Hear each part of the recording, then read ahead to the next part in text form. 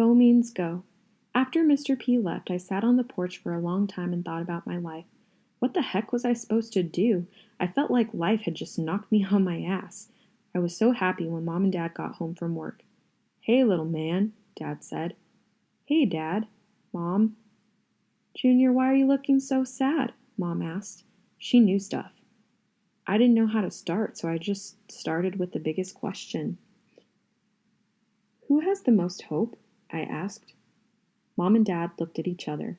They studied each other's eyes. You know, like they had antennas and were sending radio signals to each other, and then they both looked back at me. "Come on," I said. "Who has the most hope?"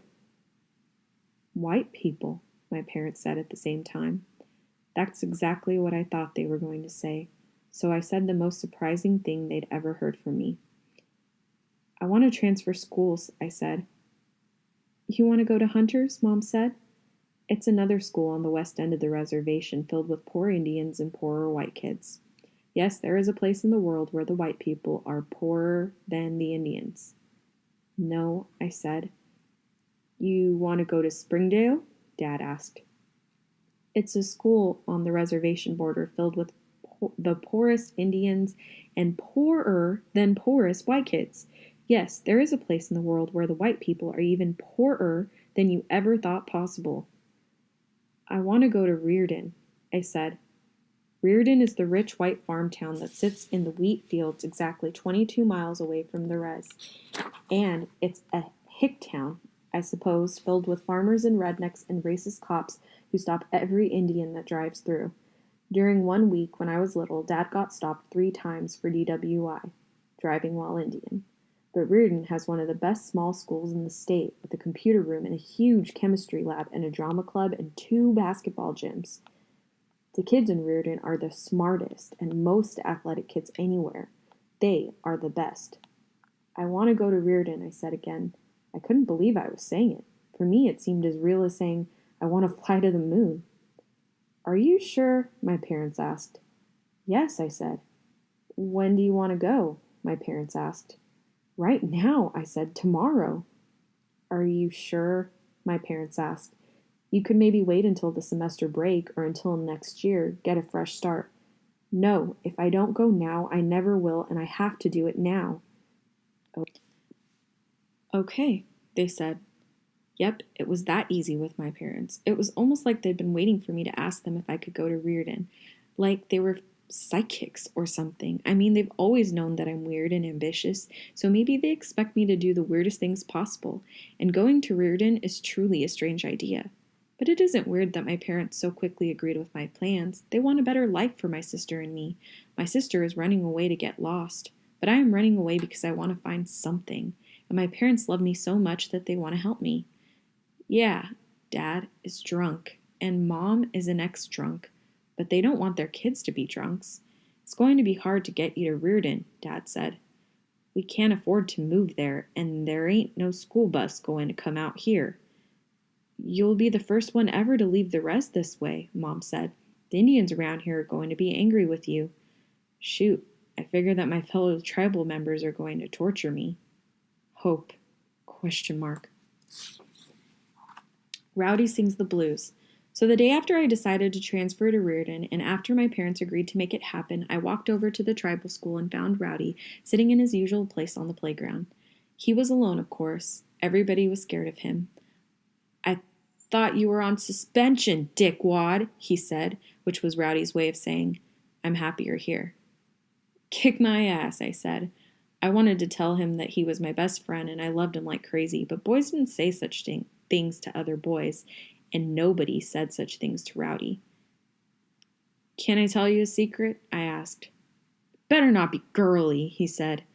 "It's not." "Okay then, tell me." "I'm transferring to Reardon." Rowdy's eyes narrowed. His eyes always narrowed right before he beat the crap out of someone. I started shaking. "That's not funny," he said. "It's not supposed to be funny," I said. "I'm transferring to Reardon. I want you to come with me." "And when are you going on this imaginary journey?" "It's not imaginary, it's real, and I'm transferring now. I start school tomorrow at Reardon." "You better quit saying that," he said. "You're getting me mad." I didn't want to get him mad. When Rowdy got mad, it took him days to get unmad. But he was my best friend, and I wanted him to know the truth. I'm not trying to get you mad, I said. I'm telling the truth. I'm leaving the res, man, and I want you to come with me. Come on, it will be an adventure. I don't even drive through that town, he said. What makes you think I want to go to school there? He got up, stared me hard in the eyes, and then spit on the floor. Last year, during 8th grade, we traveled to Reardon to play them in flag football.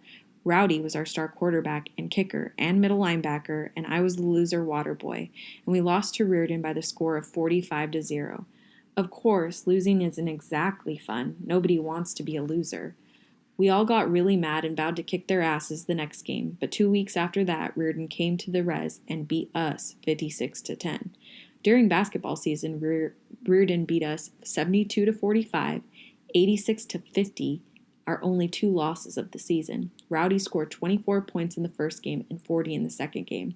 I scored 9 points in each game, going 3 for 10 on 3-pointers in the first game and 3 for 15 in the second. Those were my 2 worst games of the season. During baseball season, Rowdy hit 3 home runs in the first game against Reardon and 2 home runs in the second, but we still lost by scores of 17-3 and 12-2. I played in both losses and struck out 7 times and was hit by a pitch once. Sad thing is, getting hit like that was my only hit of the season. After baseball season, I led the Welpinett Junior High Academic Bowl team against Reardon Junior High, and we lost by a grand total of 50-1. Yep, we answered 1 question correctly. I was the only kid, white or Indian, who knew that Charles Dickens wrote A Tale of Two Cities, and let me tell you, we Indians were the worst of times, and those Reardon kids were the best of times. Those kids were magnificent. They knew everything, and they were beautiful. They were beautiful and smart. They were beautiful and smart and epic, and they were filled with hope. I don't know if hope is white, but I do know that hope for me is like some mythical creature. Man, I was scared of those Reardon kids, and maybe I was scared of hope too, but Rowdy absolutely hated all of it. Rowdy, I said, I'm going to Reardon tomorrow. For the first time, he saw that I was serious, but he didn't want me to be serious. You'll never do it, he said. You're too scared. I'm going, I said. No way, you're a wuss. I'm doing it. You're a pussy. I'm going to Reardon tomorrow. You're really serious? Rowdy, I said, I'm as serious as a tumor. He coughed and turned away from me. I touched his shoulder. Why did I touch his shoulder? I don't know. I was stupid. Rowdy spun around and shoved me. Don't touch me, you retarded fag, he yelled.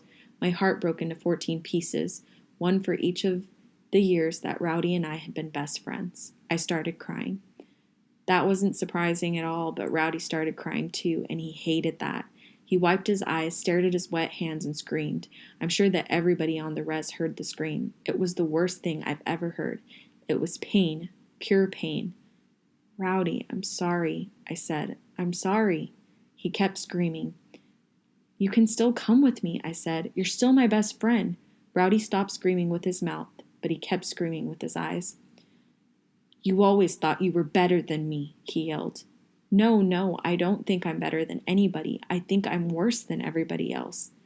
Why are you leaving? I have to go. I'm going to die if I don't leave. I touched his shoulder again, and Rowdy flinched. Yes, I touched him again. What kind of idiot was I? I was the kind of idiot that got punched hard in the face by his best friend. Bang! Rowdy punched me. Bang! I hit the ground. Bang! My nose bled like a firework. I stayed on the ground for a long time after Rowdy walked away. I stupidly hoped that time would stand still if I stayed still, but I had to stand eventually, and when I did, I knew that my best friend had become my worst enemy. How to fight monsters. The next morning, Dad drove me the 22 miles to Reardon. I'm scared, I said. I'm scared too, Dad said. He hugged me close. His breath smelled like mouthwash and lime vodka. You don't have to do this, he said.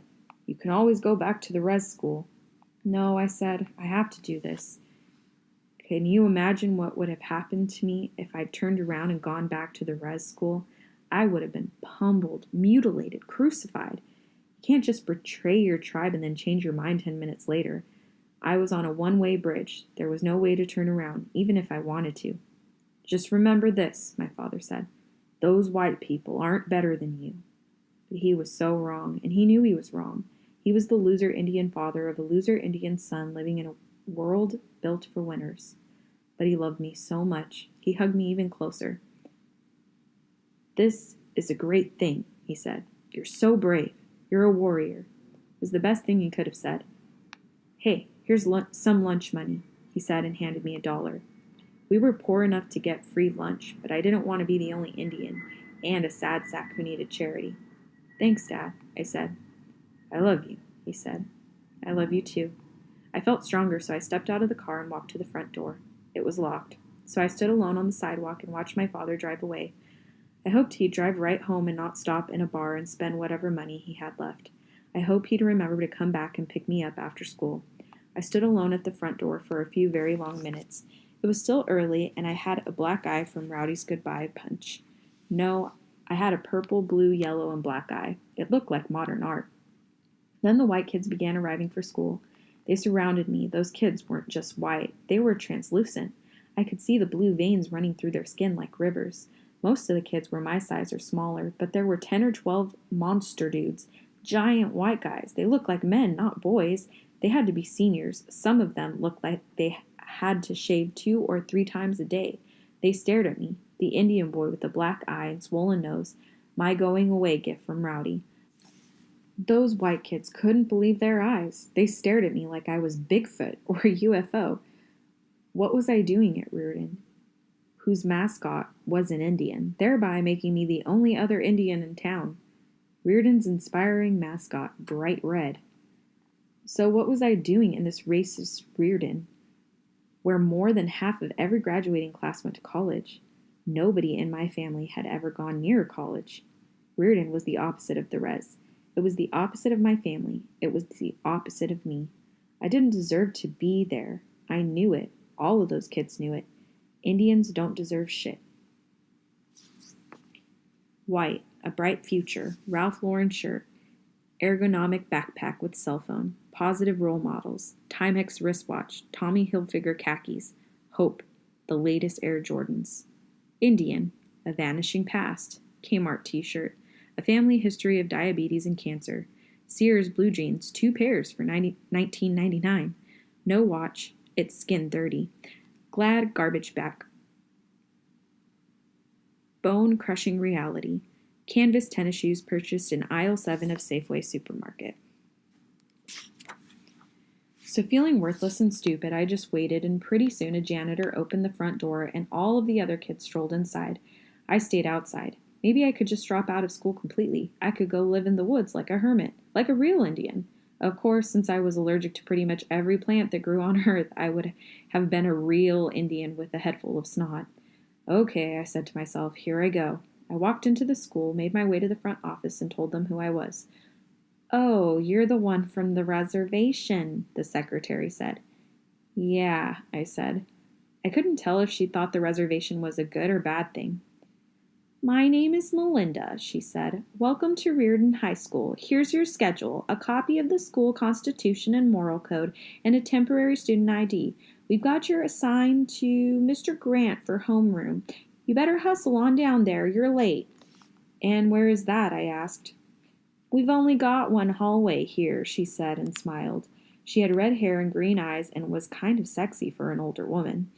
It's all the way down on the left. I shoved the paperwork into my backpack and hustled down to my homeroom. I paused a second at the door and then walked inside. Everybody, all the students and the teacher stopped to stare at me. They stared hard, like I was bad weather. Take your seat, the teacher said. He was a muscular guy. He had to be a football coach. I walked down the aisle and sat in the back row and tried to ignore all the stares and whispers until a blonde girl leaned over towards me. Penelope.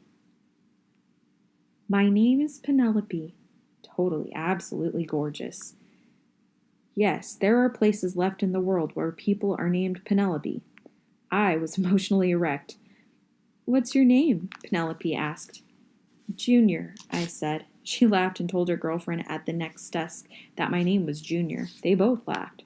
Word spread around the room, and pretty soon everybody was laughing. They were laughing at my name. I had no idea that Junior was a weird name. It's a common name on my res, or any res. You walk into any trading post on any res in the United States and shout, "Hey, Junior," and 17 guys will turn around, and 3 women. But there were no other people named Junior in Reardon, so I was being laughed at because I was the only one who had that silly name. And then I felt smaller because the teacher was taking roll, and he called out my name. "Arnold Spirit," the teacher said. No, he yelled it. He was so big and muscular that his whisper was probably a scream. "Here," I said as quietly as possible. My whisper was only a whisper. "Speak up," the teacher said. "Here," I said. "My name is Mr. Grant," he said. "I'm here, Mr. Grant." He moved on to the other students, but Penelope leaned over towards me again, but she wasn't laughing at all. She was mad now. "I thought you said your name was Junior," Penelope said. She accused me of telling her my real name. Well, okay, it wasn't completely my real name. My full name is Arnold Spirit Jr., but nobody calls me that. Everybody calls me Junior. Well, every other Indian calls me Junior. "My name is Junior," I said, "and my name is Arnold. It's Junior and Arnold. I'm both." I felt like 2 different people inside of one body. No, I felt like a magician slicing myself in half with Junior living on the north side of the Spokane River and Arnold living on the south. "Where are you from?" she asked. She was so pretty and her eyes were so blue. I was suddenly aware that she was the prettiest girl I had ever seen up close. She was a movie star pretty. "Hey," she said. "I asked you where you're from." Wow, she was tough. "Welpinit," I said. "Up on the the reservation." "Oh," she said. "That's why you talk so funny." And yes, I had that stutter and lisp, but I also had that sing-song reservation accent that made everything I said sound like a bad poem. Man, I was freaked. I didn't say another word for 6 days. And on the 7th day, I got in the weirdest fistfight of my life. But before I tell you about the weirdest fistfight of my life, I have to tell you the unofficial and unwritten, but you better follow them or you're going to get beaten twice as hard, Spokane Indian rules of fistcuffs. If somebody insults you, then you have to fight him. If you think somebody is going to insult you, then you have to fight him. If you think somebody is thinking about insulting you, then you have to fight them. If somebody insults any of your family or friends, or if you think they're going to insult your family or friends, or if you think they're thinking about insulting your family or friends, then you have to fight them. You should never fight a girl unless she insults you, your family, or your friends, then you have to fight her. If somebody beats up your father or your mother, then you have to fight the son and or daughter of the person who beat up the mother or father. If your mother or father beats up somebody, then that person's son and or daughter will fight you. You must always pick fights with the sons and or daughters of any Indians who work for the Bureau of Indian Affairs. You must always pick fights with the sons and or daughters of any white people who live anywhere on the reservation. If you get in a fight with somebody who is sure to beat you up, then you must throw the first punch because it is the only punch you'll ever get to throw. In any fight, the loser is the first one who cries. I knew those rules. I'd memorized those rules. I'd lived my life by those rules. I got into my first fistfight when I was 3 years old, and I'd been in dozens since. My all-time record was 5 wins and 112 losses. Yes, I was a terrible fighter. I was a human punching bag. I lost fights to boys, girls, and kids half my age. One bully, Micah, made me beat up myself. Yes, he made me punch myself in the face 3 times. I'm the only Indian in the history of the world who ever lost a fight with himself. Okay, so now that you know about the rules, then I can tell you that I went from being a small target in Welpinit to being a larger target in Reardon. Well, let's get something straight. All those pretty white girls ignored me. But that was okay. Indian girls ignored me too, so I was used to it. And let's face it, most of the white boys ignored me too. But there were a few of those Reardon boys, the big jocks, who paid special attention to me. None of those guys punched me or got violent. After all, I was a reservation Indian, and no matter how geeky and weak I appeared to be, I was still a potential killer. So mostly, they called me names. Lots of names. Chief, Sitting Bull, Tonto, Redskin, Chief, Squaw Boy, Chief. And yeah, those were bad enough names. But I could handle them, especially when some huge monster boy was insulting me.